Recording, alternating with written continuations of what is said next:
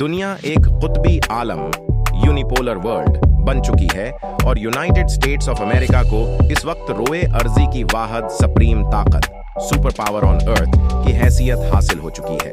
उसकी हर्बी ताकत का कोई अंदाजा मुमकिन नहीं है, इसलिए कि वो हर मौके पर एक नया हथियार निकाल कर लाता है। उसके यहाँ रिसर्च मुसलसल जारी है। अफगानिस्तान में जब रूसियों के खिलाफ जहाद हो रहा था तो दुनिया ने स्टिंगर मिसाइल पहली मुरतबा देखा और उसका मुशाहिदा किया। इससे पहले किसी को मालूम नहीं था कि दुनिया में ऐसा मिसाइल भी है जो सीधा जाने के बजाय अपने हदफ का पीछा करता है।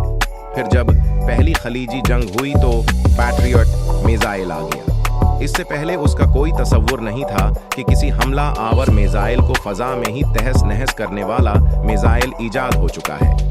इराक का सकड मिसाइल हो या कोई और मिसाइल जो एटमी हथियार लेकर आ रहा हो, इसे ये पैट्रियट मिसाइल फजा में तबाह कर सकता है। फिर अफगान अमेरिका जंग के अंदर बहुत सी नई नई चीजें सामने आए। अब लेजर गाइडेड बम वजूद में आ गए हैं जो 30-35 हजार फीट की बुलंदी से भी ठीक निशाने पर जाकर लगते हैं। इससे पहले तो बमबारी के लिए बमबार जहाज को नीचे आना पड़ता था और जाहिरी बात है जब जहाज नीचे आता था तो उसका अमकान बहरहाल मौजूद था कि वो एयरक्राफ्ट गन का निशाना बन जाए, जबकि अब उसका सवाल ही नहीं है। अब तो ये तकरीबन 35,000 फट की बुलंदी से लेजर गाइड बम फेंक देता है और वो लेजर शाहों की रहनुमाई में सीधा निशाने पर जाकर लगता है।